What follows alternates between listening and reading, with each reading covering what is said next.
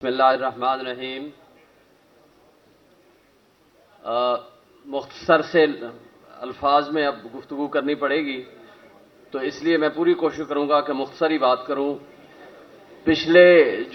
सबसे पहले तो मैं ज़ुबैरी साहब को, उनकी टीम को और सुप्रीम कोर्ट बार एसोसिएशन को मुबारकबाद पेश करता हूं कि आपने आज बिल आखिर ये तहरीक चलाने का फैसला किया और ऑल पाकिस्तान लॉयर्स कन्वेंशन जो इससे पहले भी रखा था और अब दोबारा उसकी तजदीद के लिए to protect, defend and preserve the constitution, rule of law and human rights के हवाले से आपने ये आज जो कॉन्फ्रेंस रखी है, ये कन्वेंशन रखा है, मैं आपको मुबारकबाद पेश करता हूं।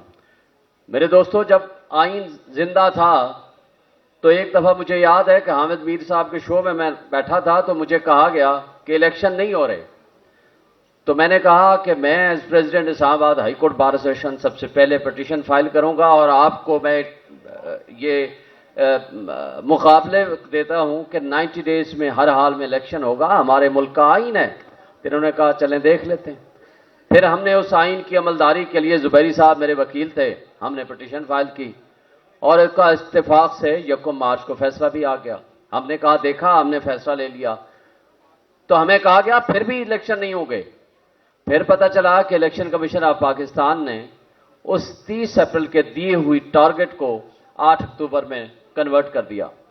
फिर दोबारा सुप्रीम कोर्ट में जाया गया और सुप्रीम कोर्ट ने दोबारा फैसला दे दिया 4/4 को और 14 मई की डेट फिक्स कर दी। हमने फिर कहा कि देखा आइन की क्या बात है, क्या supreme court of Pakistan rule of law and supremacy of constitution पे यकीन रखती है और इंडिपेंडेंट जुडिशरी है। और फिर हमें कहा गया कि इलेक्शन नहीं होंगे। मैंने कहा कैसे नहीं हो सकते, और वक्त ने देखा कि वाकई इलेक्शन नहीं हुए। और अब नेशनल असेंबली, पूरे पाकिस्तान की असेंबलियां डिसॉल्व हो गई हैं और आज किसी को नहीं पता।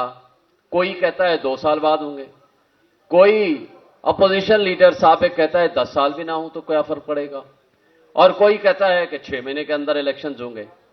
लिहाजा आइन का मजाक, कानून का मजाक, अदलिया की बेतौकीरी जो माजी में भी हमने देखते रहे हैं, लेकिन आज उसकी कोई मिसाल नहीं मिलती।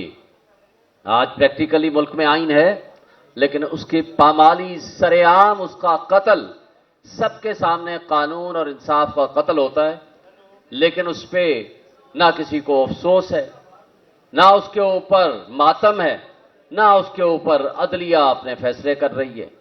और अफसोस से कहना पड़ता है कि इस वक्त जो एक सुपर पावर है रावलपिंडी में, जिसका नाम एस्टैब्लिशमेंट है, और तमाम मुख्तदर तबके, हल्के इदारे, लॉ एनफोर्समेंट एजेंसीज और हमारे कुछ जज साहिबान उनके आगे सर निगू हैं और वहां से सिर्फ जो अहकामात और फैसले मिलते हैं उसकी एग्जीक्यूशन में सिर्फ वो अपना रोल अदा करते हैं। आज मेरे दोस्तों ने इससे पहले कह दिया 10-10 दफा अदालतें जमानतें देती हैं, लेकिन अदालतें ये कहने पे मजबूर होती हैं कि आपने अगर वाकई रिहाई चाहिए तो आप एक प्रेस कॉन्फ्रेंस कीजिए और बाहर आ जाइए। और कितनी बदकिस्मती की बात है, माजी की तारीख 75 साल से तो यही है कि हमारे मुल्क की एस्टैब्लिशमेंट, टेस्ट ट्यूब से बने हुए सियासतदान और हमारे उस वक्त की जुडिशरी जो कि उसका तसलसल आज तक जारी है, उन्होंने पाकिस्तान को जो खिलवाड़ किया, आज जिस अंजाम पे पहुंचा दिया। आज सिर्फ 2 तबके हैं। एक तबका है जिसका नाम अशराफिया है, उसको आप 3%, 4%, 5% कह सकते हैं, और दूसरी आवाम है जिसमें आप और मैं हैं। वो फैसले भी वो करते हैं।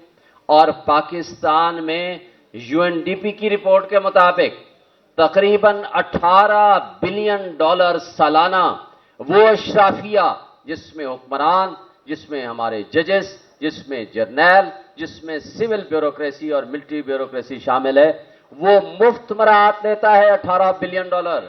और उसके बदले में जो पाकिस्तान की आवाम के ऊपर जुल्म ढाया जा रहा है, आज जो महंगाई, जो बेरोजगारी, जो जुल्म सितम, जो बुनियादी हुकूक की मुअत्तली, हम देख रहे हैं कि उसकी बदतरीन मिसाल हम सब ने देखी है, लेकिन आज उसकी मिसाल सबसे आखिरी है, इसलिए कि मुशर्रफ के मुकाबले में भी हमने तहरीक चलाई थी, लेकिन वो तहरीक कामयाब कराई थी। लेकिन ये वो जुल्म नहीं होता था जो आज बच्चियों पे हो रहा है, जो आज वकीलों पे हो रहा है, जो आज मीडिया पे हो रहा है, जो आज बाकी तमाम इदारों पे हो रहा है। आज कहते हैं मीडिया बहुत आज़ाद है, लेकिन पाकिस्तान का most popular leader Imran Khan, जिसकी ना तस्वीर चला सकते हैं ना उसका नाम ले सकते हैं, अगर आपने तनकीद भी करनी हो तो उसका आप नाम नहीं ले सकते। और आज से 16 महीने पहले बाहर से यूएस से कहा गया, एक साइफर आया कि जनाब बदल दो इस शख्स को, बदल दिया गया। और हमारी एस्टैब्लिशमेंट और हमारे उस वक्त के जमातें सियासी, उन्होंने उसमें हैंडलर्स का रोल अदा किया। वहां आज इंटरसेप्ट की उस कंटेंट्स लीक होने के बाद आज वहां उनसे सवाल किया जा रहा है कि इस पे इंक्वायरी करो कि आपने पाकिस्तान की सालमियत के ऊपर क्यों अटैक किया। लेकिन बदकिस्मती से जिसने मुल्क की सालमियत, मुल्क की खुद मुख्तारी और मुल्क की बका के लिए रोल अदा किया और एब्सोल्युटली नॉट कहा, उसको हमने जेल में भेज दिया। और जिसने कहा बेगर्स आर नॉट चूजर्स, उसको हमने आंख का तारा बना के बादशाह बनाया। और उसने इस मुल्क के साथ जो खिलवाड़ किया वो सब आपने देखा। आज एक वाहिद उम्मीद है, वो है आप, वो कला आए, आज से तहरीक का आगाज करें और मुल्क को उसको इन इट्स ट्रू स्पिरिट आईन को बहाल करें, बुनियादी हुकूक बहाल करें। और हमारे मुल्क के तमाम मसाइल का हल इसी में है कि हम आईन के ताबे रहकर तमाम लोगों को उनके हुकूक दिलाएं और इस आईन के ताबे 90 डेज में इलेक्शन हो और जिसको आवाम चाहती है उसको इक़्तिदार मुंतकिल। Thank you.